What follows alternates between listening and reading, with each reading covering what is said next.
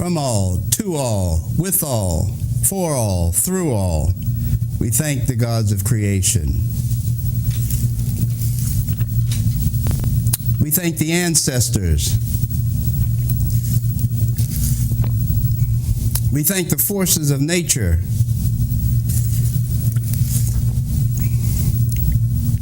And we thank the earth.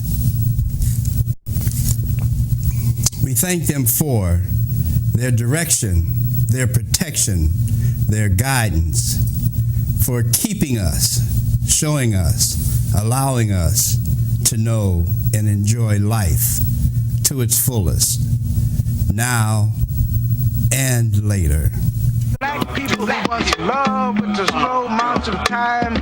Time was ours to hold in the soft, love-warm chambers of our hearts. And once we, the Afro mommies and daddies of a sun world, would turn our strands of hair into antennas to tune in the juju madness and syncopated love rhythms of Africa. And we loved with time, and we took the time to love. And with the right time we loved, and we loved time after time. Will we ever love again? Will we ever love again? Will we really ever love again? Or will we just sit and rot away with the brighter tomorrows in the skag-filled, rat-cluttered halls of our minds? Black people, what y'all gonna do? Black people, what y'all gonna do? Will the real black people please stand up?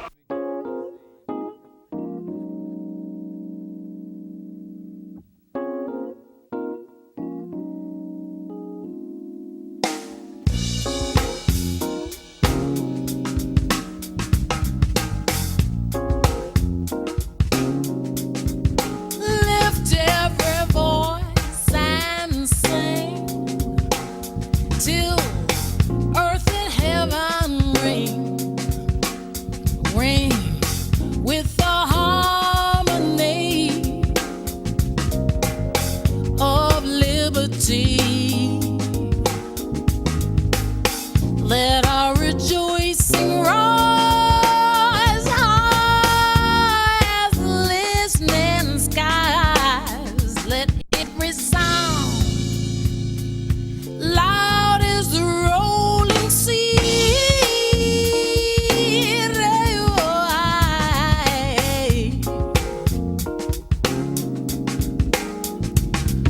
Sing a song full of the faith that the dark past has taught us.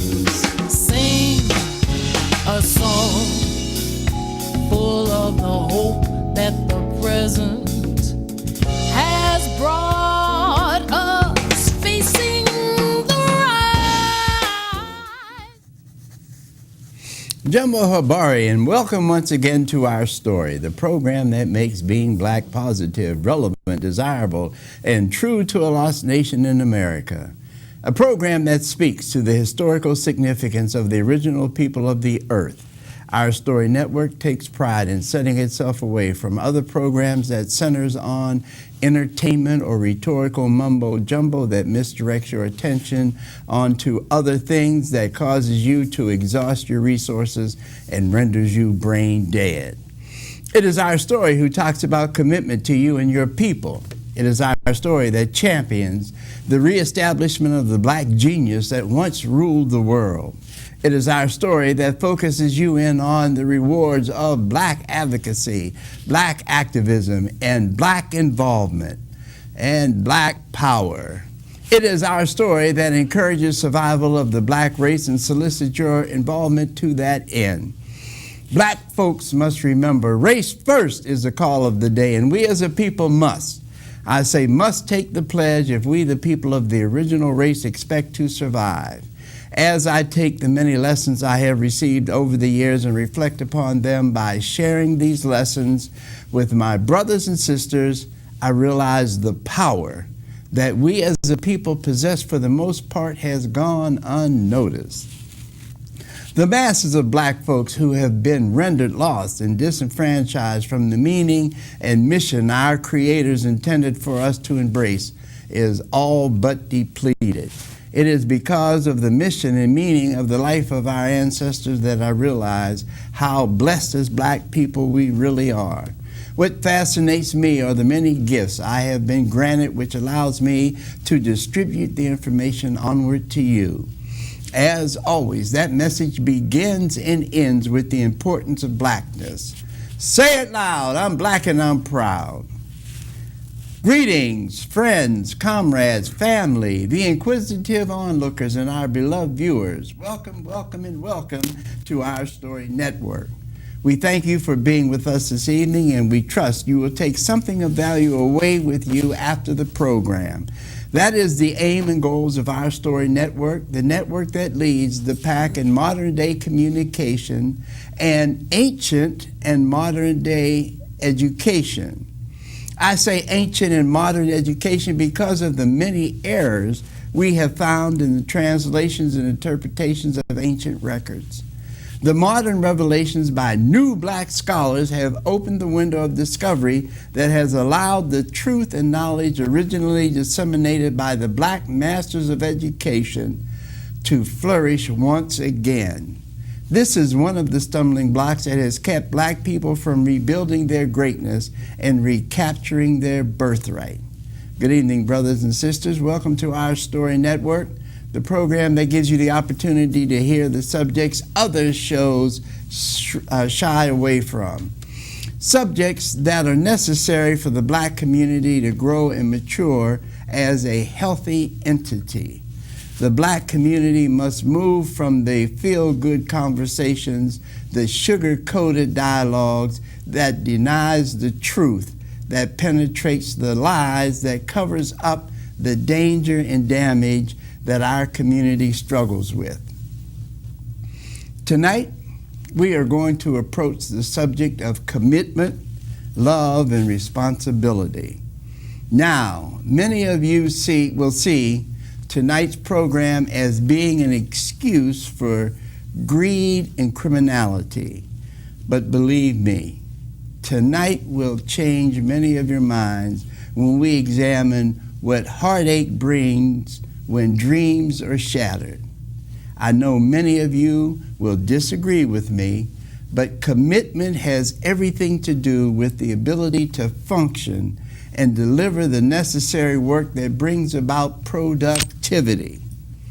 Among other things, productivity encompasses rebellion from slavery to freedom, poverty to employment, homelessness to home ownership.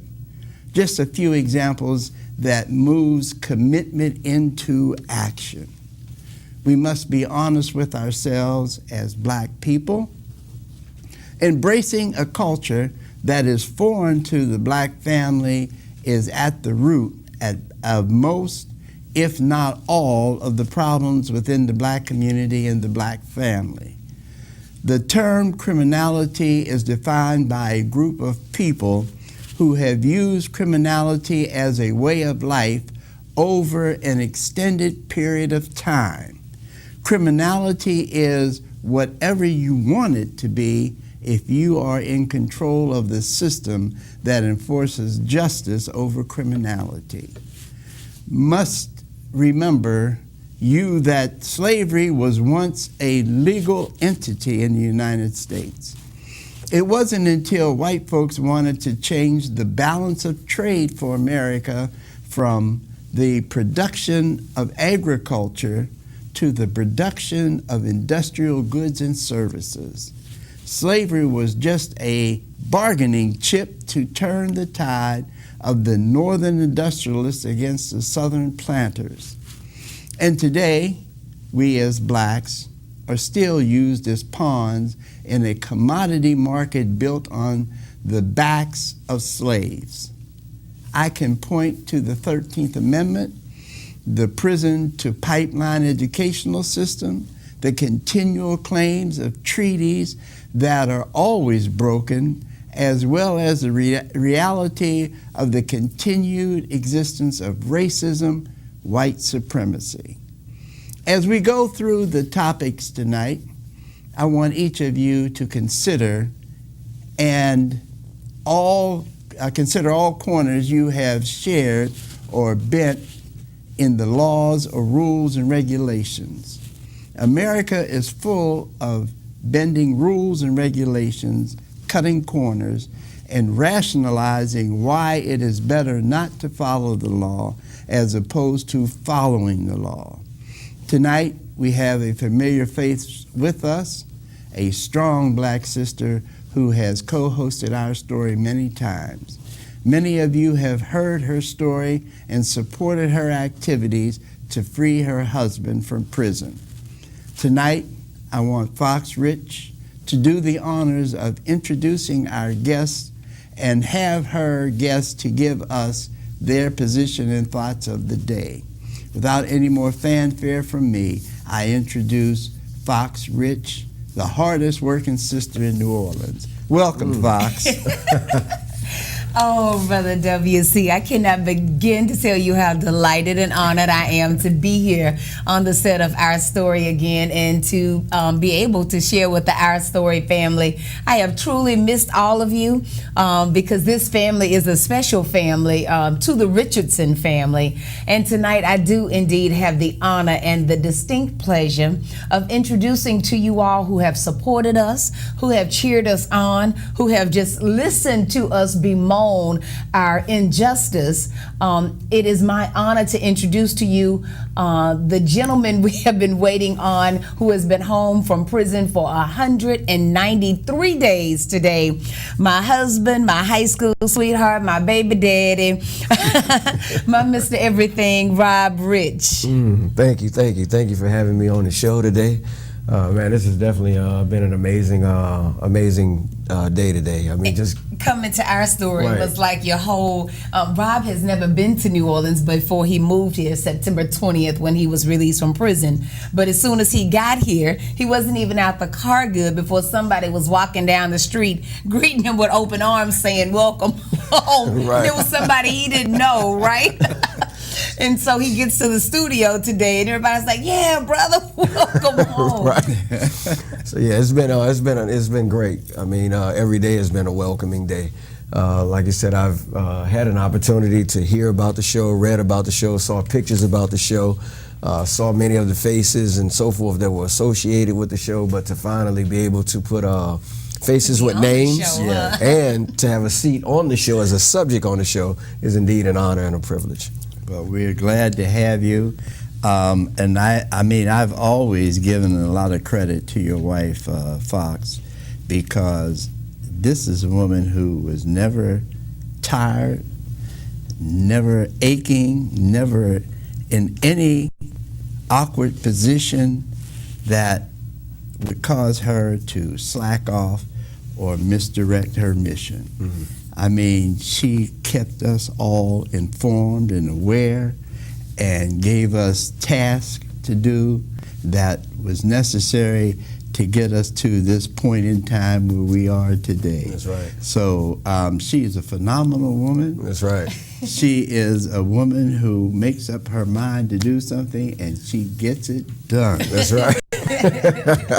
Some things longer than others, Brother WC. Well, as they say, all things come to those who wait. Yes, That's right. sir. I've heard her called the realest speaker of the 21st century, but tonight I heard her for the first time called the hardest working woman. So I get to add that to the list. And she is, believe me, she has been working. Now, just as a brief note to remind people, and what I mentioned in my opening commentary is something that I hold very near and dear to my heart, because as a person who has been in business for as long as I've been in business for, I can honestly say I've seen just about everything there is to see out here. One of the worst things that can happen to anyone is for them to have a dream, work diligently on that dream, sacrifice for that dream, and then be faced at the 11th hour with the fact that that dream is not going to materialize. And then you say, because of who you are, because you have that adrenaline moving in you because you have that mindset that this is what it's going to be. If I have to die to make it happen, then so be it. That is something that is lacking in our community today, brothers and sisters. Yes. Do you understand the risk that our ancestors, our forefathers went through in trying to become free? Then you understand what it means to lose something, and no matter what it takes to try to regain that.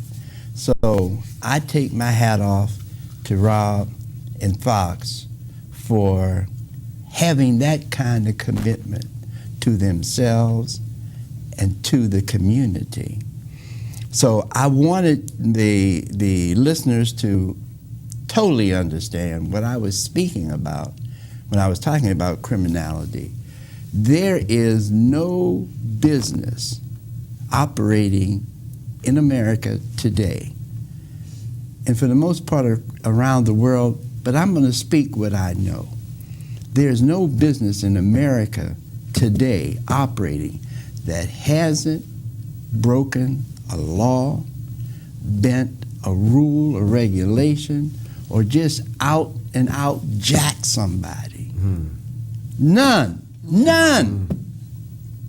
And I'm telling you that if we want to go down and pick and choose on who we're going to bring up on charges, then we are really fooling ourselves.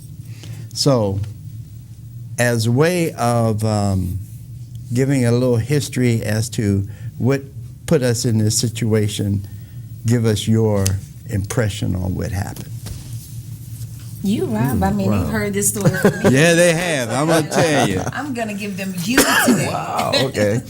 I would say back in 1997, faced with some financial difficulties in my life, my wife and I made a bad decision, probably based out of desperation and a lack of true guidance. And I found myself inside of a bank, not for the usual reasons that people are inside of banks, but for the purpose of robbing that bank. I committed the crime, confessed to my guilt. Sometime thereafter, shortly thereafter, had been offered a deal of 10 to 18 years that was pending a pre-sentence investigation. That's when they kind of do some background research on you and then make a determination as to whether or not you're salvageable or not. And if so, to what degree. With that being said, after that report had come back on me, another attorney entered the picture and said that he believed that he could get me what was quoted as a better deal. The 10 to 18 year plea bargain was fumbled. Subsequently, I stood trial. I lost and set out on a heck of appeal process that took me through countless lawyers. Took me 21 years and 4 days to actually overcome, waging battle on 4 different fronts, meaning that I had a petition in the district court, this court that sentenced me. I had a civil action into the court at the 19th JDC here in Baton Rouge, where I had pending litigation there relative to geriatric parole supervision of law that applied to me at the time, but had been denied to me based upon an interpretation of DOC policy. And in addition to, I had a pardon and a parole application that I had before our pardon board. Long story short, that culminated into me standing before a pardon board, being granted not a commutation of my sentence, but a favorable recommendation of the 61-year sentence that I had. And they, recommended immediate parole eligibility pending a governor's signature. With that being said, maybe a month and a half later, we had gotten a favorable recommendation and the signature from the governor. At which point, I now had to go before a parole board because they didn't commute my sentence. They only altered the way that I was going to have to serve out that sentence. So they were satisfied with the 21 years and 4 days that I had served day for day incarcerated, but wanted to make sure that I do the other 40 years, paying $64 a month for the next 40 years of my life. Yes.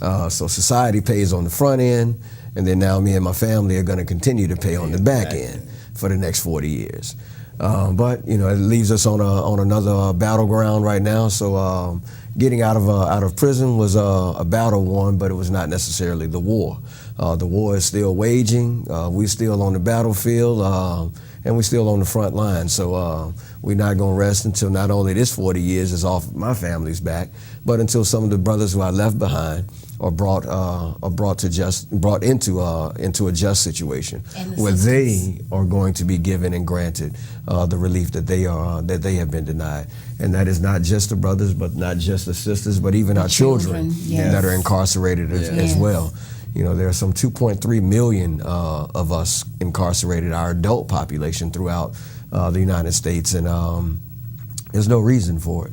You know, we are the most technologically advanced, richest nation in the world.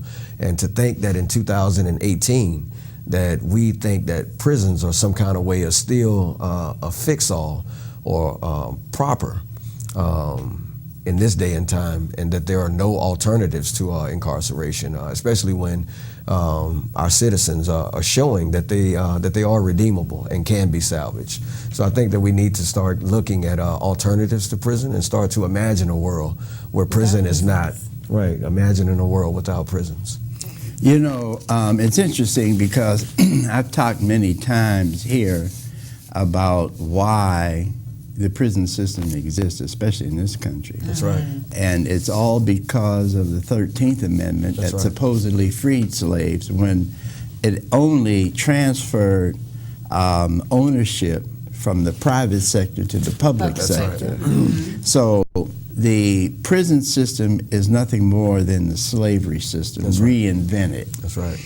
Now, as far as the penalties or the process by which you are going to have corrections, you know, in my book I talk about a place called Kemet, which most people refer to as Egypt. Right. And we had been lied to for years about the slaves that built the pyramids, when the truth of the matter is there were no slaves to build pyramids. The people that built the pyramids were master builders. That's right. Not slaves. But the most important piece they left out was the fact that in Kemet they had no military and they had no police force. They had no need for incarceration. Now, if we come from a society that's built on that type of foundation, how did we get so far afield? And we got far afield because of who we are and what we believed in at the time. And because of that, we were taken advantage of, and we end up in a position, in this condition we're in today. That's right.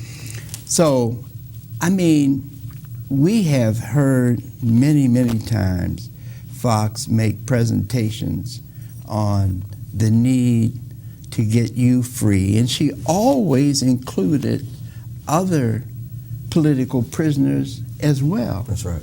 Now we have met the challenge in getting you out, and here you are talking about more work that has to be done, needs to be done, in order to get others out. And I want to commend you both on that, because unless we speak up, that's right, you're right about it's that. Not it's not going to happen anything at all. And I just think that, overall, on this journey, it is about us teaming up and recognizing that this is still our issue.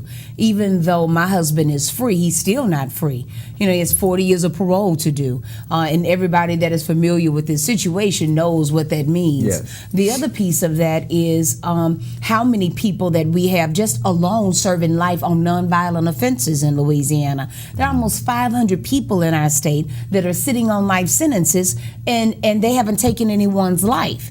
And I just don't believe, I don't believe in the death penalty. So we've got a bill coming up about that this legislative session, which starts on April 8th, and that is to end the death penalty in the state of Louisiana.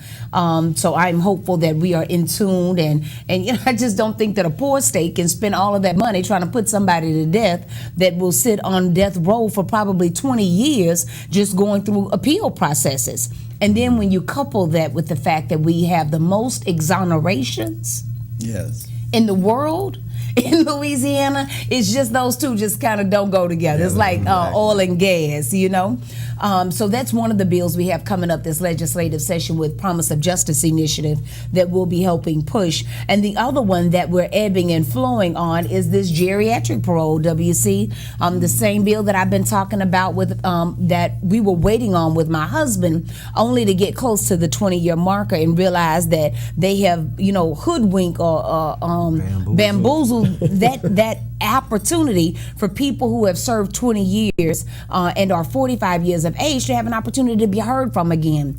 No human being in our system should be locked in one of these cages, and we think that we have the capacity as a human race to say we never want to hear from you again. Mm-hmm. No. So those are some of the things that we have coming up this legislative session, aside from what we are doing with the launch of our ministry, Rich Family Ministries, which is focused on changing lives and laws through love. All right. Okay. We're going to open up our phone lines for anyone that wants to get in on the conversation, might have questions or comments that they want to render. So we're going to put the number up on the screen so you can call in. Now, you've been out since September, so I know there was a lot of catching up, and you haven't probably gotten halfway through that yet. That's right. But we hear some horrific stories about Angola. Mm-hmm. Can you tell us your impressions about the institution, how it is, and those relatives that have relatives still behind there? Is there anything they can do to help, or at least bring a little relief to their loved ones? Mm-hmm.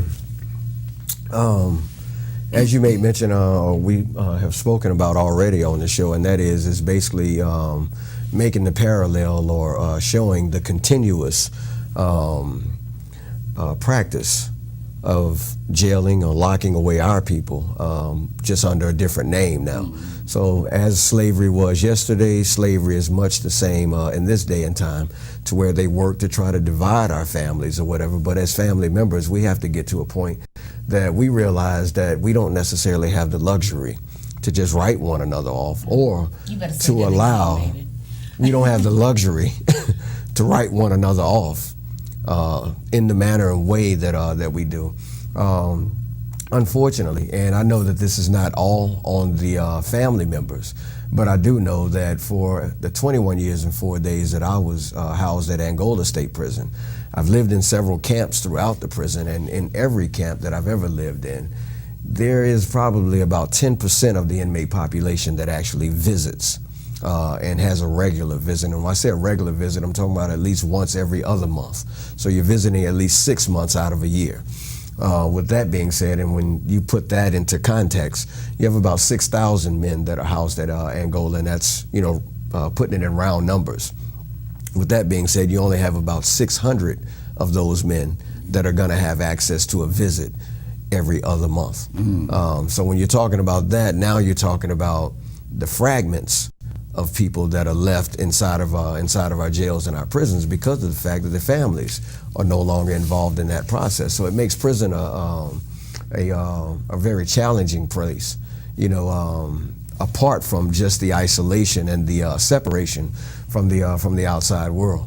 The conditions of prison are like any prison, they're implorable. They're not designed to be layout places, at least not for us. I mean, I'm quite sure there are probably some places around that are worse than Angola, or probably can boast of worse conditions than that, found at Angola. But much like, again, like I said, throughout slavery, one of the magnificent things about our people is that no matter what the hardships are that we're going through, we find ways to do something good out of it.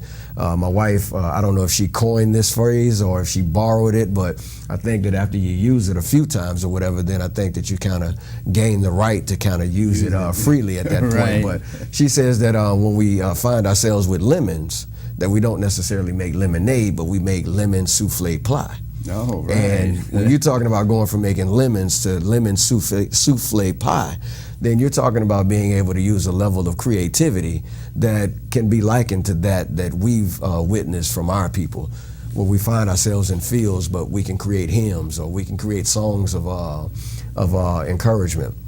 We can create songs of freedom. Yeah. We can create songs of rebellion. So the rap songs that I heard when I was in the fields or whatever were no different than the rebellious songs that I heard, or saw through film and TV or whatever, from 400 years or better ago. Yeah. And just seeing people inside of their hardships being able to find something good, even in the midst of all of that. We have a caller. We're going to go to the phones. We ask the caller to turn their television volume all the way down. Talk to us directly in and through the telephone. We appreciate your participation in watching.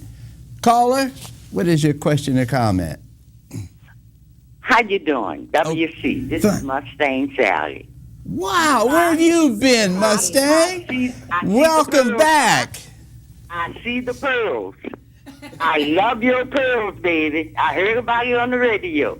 I'm going to tell you something, Rob. Oh, This doing girl good. here is an angel. Yes, she y'all is. are hooked at the hip. No doubt about it. Y'all a lovely couple. Y'all have beautiful children, and God bless y'all. Thank Too you. bad Thank y'all you. can't be the president. You know how much we could get through if y'all was the president? Oh, wait, don't forget the vice president, WC. Yes. Thank you, Mustang. That's a good man, sweetheart. That's a good good ticket. man. I've worked with him. I had some hardships after my husband died, but it's going to take a while when you lose a loved one. But I am so happy to finally see you all. All thank television. you. Oh, that good. You better write a book, honey. You better write a book. 'Cause this is a book. This is one of the beautiful Bonnie and Clyde. Yeah. God bless you both, and I'm so glad to see you. WC, I listen to you. I look at this show all the time. I just don't feel up to it all the time. But you have a wonderful show. Thank you. Listen, And Mustang. God bless y'all. Yes. Mustang, give me a call after the show so I can get your number. We can stay in touch. Oh, I sure will. I'm going to do that. I have your number. I'm going to do that for you. Thank you. I God appreciate bless it. y'all, and thanks for your show. I always watch your show. Thank you, God bless y'all, Mustang. foxes. Thank you. Yeah, now that's one of the soldiers that's been around forever. Yes. I mean, I haven't seen her in a good while, but I mean during the 80s, 90s, and early 2000s, there was no campaign that we wouldn't find her on. She's one of the loyal troops, Yeah. believe me. But I'm glad that you're doing better and doing fine, Mustang, and we'll be looking forward to talking to you more. Let me ask about this ministry you're talking about. Tell me more about it. Fox Rich Ministries, where our slogan is His changing. Rich Family What did I say, Ministry. Fox You Rich? said Fox. You must have your wife I on know, your right? mind, huh? Rich Family Ministries, where we Okay. are about changing lives and laws through love. One of the reoccurring things that has been consistent throughout my incarceration is the presence of love. Love from my family, love from my community. It has been the thing that has been the backbone and that has, kept us afloat throughout. And we find that it is the one thing that when we're able to pass on to other family members, we see much of the same thing duplicated. We see prison doors open and we see family members come home. We are celebrating now, I think, our 5th episode of A Conversation with Fox and Rob, which is a YouTube live show that we do every Sunday at 7 p.m. And when I tell you, WC, that every week we have someone new returning home from prison that had a life sentence, our living room or whatever space it is that we convert into a set that day. When I tell you that the room is half full with formerly incarcerated people, I mean, that is not a stretch by far. So it's promising to be able to see what we're being able to do when we realize that if we're willing to fight for something, then we can definitely win. I think with Rob, for us, it was about saying that, because, you know, we had the car dealership, right? Yeah. And so for us, it was when God spares your life, WC, when Allah, you know, has set aside you for something greater, when you know that they really meant for you never, ever to see freedom again, then you have a responsibility to serve. That's right. And Robert and I have served from behind bars with the work that he has done inside of Angola. He's so modest. He doesn't even begin to talk about the ministry. This ministry started in there with the work that he was doing to service the other people around him. So whether it was making phone calls for other family members to check on them, or trying to help someone else with their legal matter, that is the beginnings of the work of our ministry. And now we're just about building more families and building stronger bonds, but being able to use our lives that have been spared from the system to save the lives of others. I think that's what our calling has been. That sounds about right. That sounds about right? All right. As long as I've got your seal of approval, I guess I'm good. You do. So we would like to invite you to the Our Story family to make sure you check out our YouTube channel. It's Fox and Rob on YouTube, and we are building the subscribers there. And Chuck's Freedom's video of his father, we got to show that to you, WC. All right. Freedom's video of his reunion with his father. He was at the dentist's office the day that his dad came home, and I didn't tell them he was coming. So he was at the dentist's office talking about his father's teeth, you know, which he has braces now, bless his heart. He was talking about his father's teeth at the orthodontist office. His dad walks in behind him, and he literally he loses all his composure, breaks down in tears. It has 1.7 million views on YouTube. Wow. And they can see that as well on our YouTube channel, because they've been you all have been a part of this journey. So we wanted for those who have been a part of this journey, who has prayed with us, for us, to be able to experience some of what we have been through, and definitely our reunion. We've got another caller. Caller, we appreciate you watching. What is your question or comment? I'd like to know, this fellow says that he walked into a bank and held a bank up. Is that true? I'm sorry, I didn't get the last part. Say again? This your guest Yes. said while he was in prison, he went and held a bank up. No. And Go ahead. Yeah, that's why he would. that's what I'm trying to understand. Okay. All right, I got you. You just listen on your television. He'll explain it. I'll let you look, but I got something else to say. What else is it? Because you all are bragging about that's what the man went to prison and was convicted. Now, if he went to prison falsely and they showed him in there, that's a different story. But if he actually went and held a bank up, he's a crook. Okay. And I don't think he deserves no praise. All right. Well, we You talk about the prison. What you gonna do with all this killing out that we doing? Okay. Well, we appreciate your comment. We're gonna let him comment. Thank you much. You know, a lot of times we have views that seem to be very narrow. Mm-hmm. Now, I understand where the caller is coming from, but the caller is not allowing for anyone to make mistakes. Mm-hmm.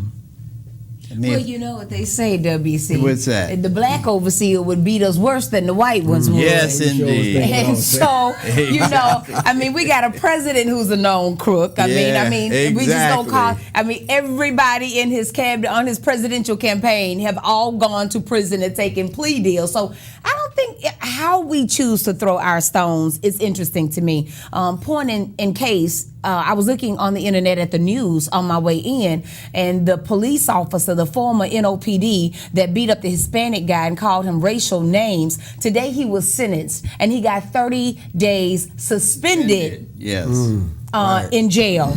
Now, Lil Tyrone, I can't remember the gentleman's name, he got into a fight in the French quarters, and he had 2 prior drug charges, so they sentenced him to life in prison. Right. Now, you kind of tell me what's the difference between the 2 of them and who Master sought to beat and who Master didn't. Yes. So, I mean, I just think that is the overall thing for me that keeps concerning me, is how we choose to prosecute, how we choose, who we choose to nail to the cross and find that they are not redeemable. And you know, that is a conversation that we do not have enough of in our community. No.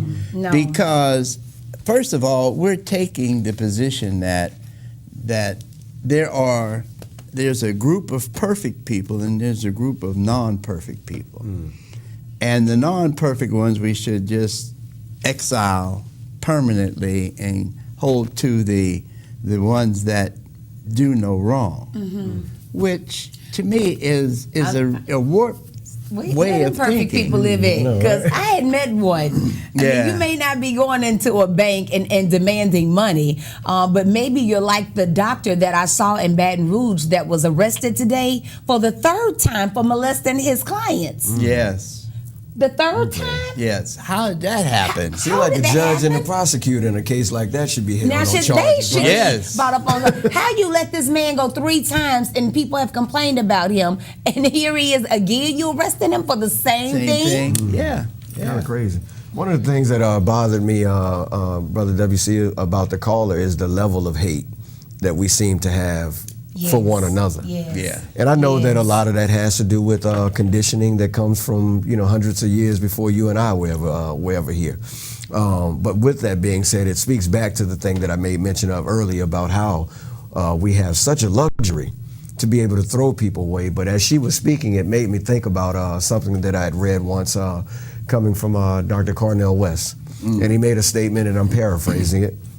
And it said something to the effect of that whenever you speak for people or decide to speak up for people, be prepared for a lashing far greater from the people who you speak up for than you'll ever receive from your oppressor. Yes. And when you hear statements or comments like this coming from one of our own, it constantly takes me back to statements like that, that I've heard before. But at the same time, it also speaks volumes to the level of work that we have still yet to do to correct much of what has been done to us for the 400 years that we've been here in this country. I agree wholeheartedly.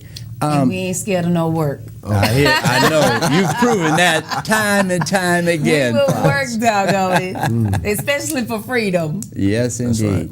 So I wanted to get back to this ministry, if I could. And what is the vision that you have for the ministry, and how you're going about it, from what I understand, through the YouTube? Is that correct? We actually have a couple of different ways that we are approaching it, Okay, because tell there us are about that. a couple of things that are extremely important to us. One of the things that we're working on is called participatory defense.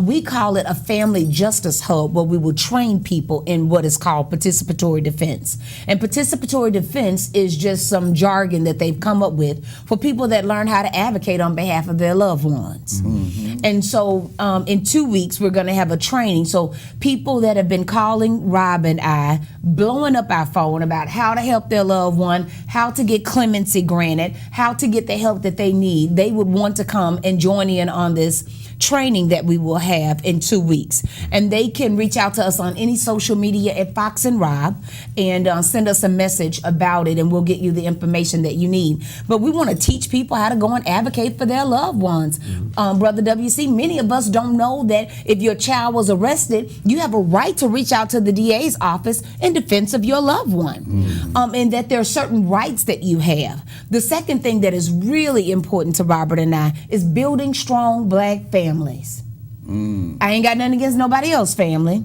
I want to see them do well too, but our focus is building strong Black families. We need them. We got to have them. We cannot make it to the next level without them. And it's, you know, and in that comes building love and trust and bonds and community, learning how to live in communion with one another. So we're looking to branch off into doing more seminars and weekend retreats and things like that that can help us build relationships, and even just through a show of action that we can encourage people to choose each other. We are more powerful together than we are apart. That's right. We are stronger together than we are apart. Even with my husband being incarcerated, WC, I learned that I was stronger with him, even away, than I was without him by my side, even emotionally. Yes. So I just think that we have to give weight to what's really important and why we had the highest rate of marriage after the Civil War. You know, why is it that Black families had the highest rate of marriage in America? Because we knew it was important to get together, to stay together, to make it together.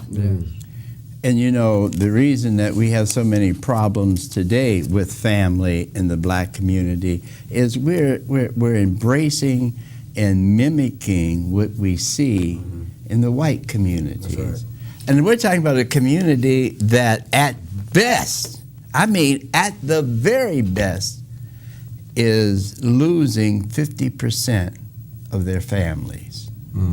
They have a 50% and higher divorce rate than any other ethnic group in this country. I think our president on his third, fourth wife. Yeah, So start from the top and work your way down.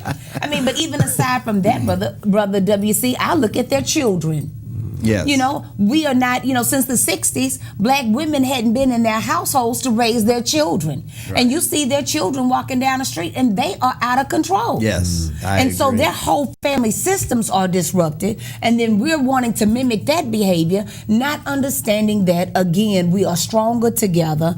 And together we can do anything. We can even take on the state of Louisiana and win. Ain't that right, baby? That's right. And even to that, in that same vein that Fox is speaking of, one of the other missions of our ministry is also building partnerships, because we understand that we are in fact stronger together than we are apart. So another big part of our ministry is also about building coalitions of people together, where we can work with other ministries and other nonprofit organizations that are basically bringing about and speaking to the same issues that are dear and near to us, and that being mass incarceration and marital instability, as they are the biggest challenges that the Black facing the Black family since Jim Crow. You know, so those are two main issues where we focus our attentions. Okay. Very good. Now, if you are you still in the car business? No. I got free from that too, brother WC. No, you gonna make me shout for real. No. Double, you say two HE 2 legs. No. But it served its purpose. Oh, without a doubt. In a particular period in time. Without a doubt. It was one of the elements that was needed to get from point A to point B. And I think for me, it's not about just being in the business, because when you have an opportunity as an entrepreneur to be in any business, it's a gift, and I appreciate that gift. For me, it was more so about I knew I had a higher calling on my life. And that as long as I was in the car business, I wasn't fully doing the work of God that I was supposed to be doing. And that is freeing our people. Brother WC, is just no other way around it.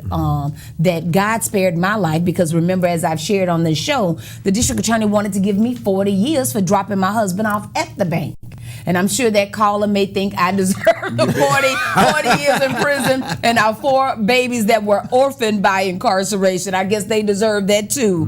Don't beat me no more, Massa. I'm sorry. But knowing that my life was spared, and then Robert being sentenced to 61 years as a first offender for $5,000. Our state spent $500,000 on his incarceration.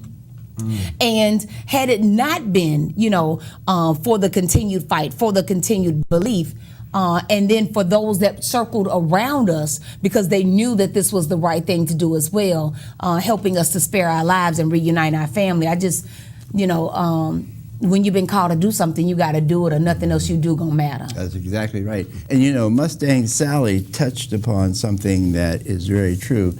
That is, you have learned a university amount of knowledge about the process that you had embarked on. Yes. So you owe it to the entire populace to document that and share it so everyone can we are read experts. Yes. Without Somebody a doubt. told me the other day, WC, they said they didn't tell it to me, but they told it to one of our friends. And they told him, well, how's Rob doing since he's been on? He said, man, he running around. He probably need to go get him a job. And I thought to myself, as he said, I was like, wow. So I guess all of the work that I'm doing right now don't look like a job, right? It doesn't count. Oh man, but it's crazy, to think that wow, when you spend this much of your time doing any one particular thing, I mean, some people come home and they go and they weld. Some people come home and they go pipe fit. Some people come home and they go do a number of things. They go cook and they do a lot of things. And in many of those areas, I do have certifications in those particular areas. Because he's smart. He's smart. But the one thing that I could say that I would serve as an expert in would be this. So I couldn't see coming home doing anything other than this. Yes. And this is to continuously tell our stories in an effort to be able to save others, because this is not right, as far as what's going on in our system, and somebody has to speak truth to power. They have to address it. You're so right. We have the fastest hour in television, and it does come and go rather quickly.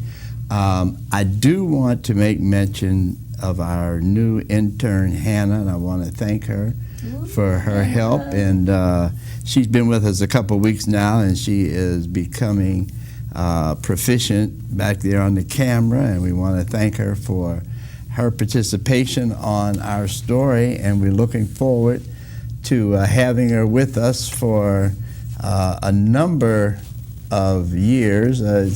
While she's going to school, hopefully she'll come back and be with us for next semester, the fall semester.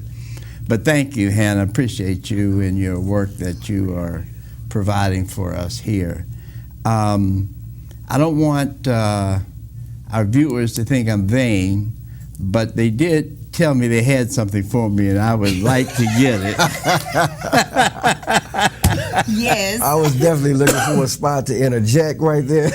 But, Brother WC, this has become a reoccurring message for Fox and I because we believe it to be true. It has been tried, it has been tested, and it has been proven. And it means that whenever we as a people decide to fight and stand up against something, one thing that we know for sure is that we can win. Yes. So when we fight, we win is just one of the many slogans that Fox and I are pushing.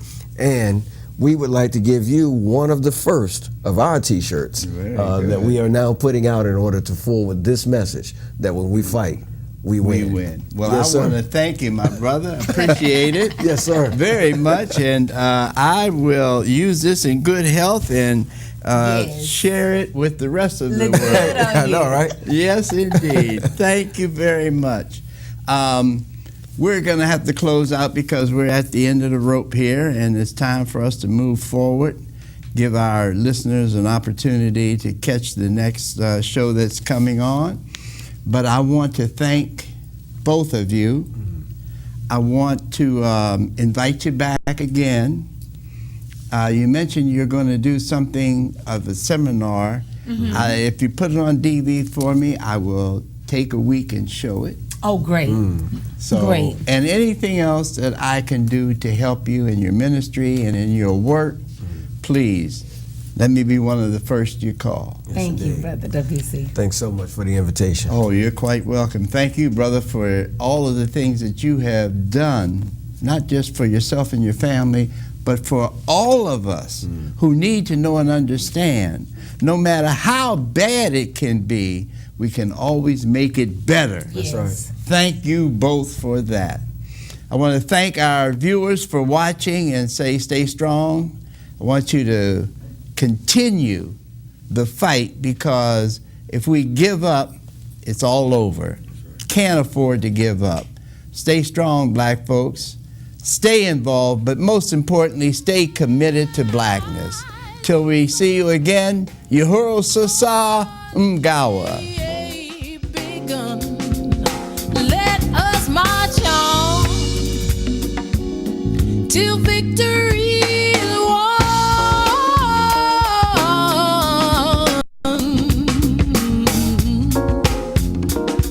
Listen to me now, Yo, before Dr. Dre, there was Dr. James, welding cords around a copper frame. We sing songs, not for the accolades, to lift voices like a helicopter blade. High in the listening skies, my eyes glisten and tears drop down like rain. Not from the pain, from the joy of how far we came. My brainstorms are designed to celebrate our reign.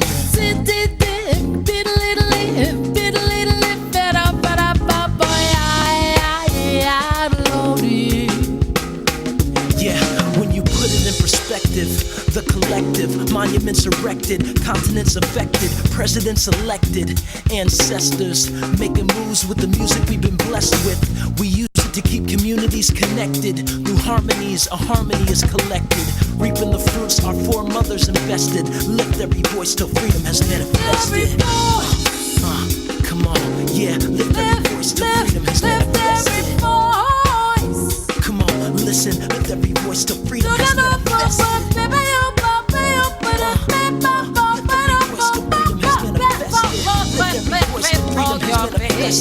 Come on, come on, come on, come on. Sing a song, Yeah, talk to full of the faith that the dark past has taught us. Come on. Sing a song, full of the hope that the present has brought us. Facing the rising sun Facing the rising sun. Come on. of our new day begun. It's a new day.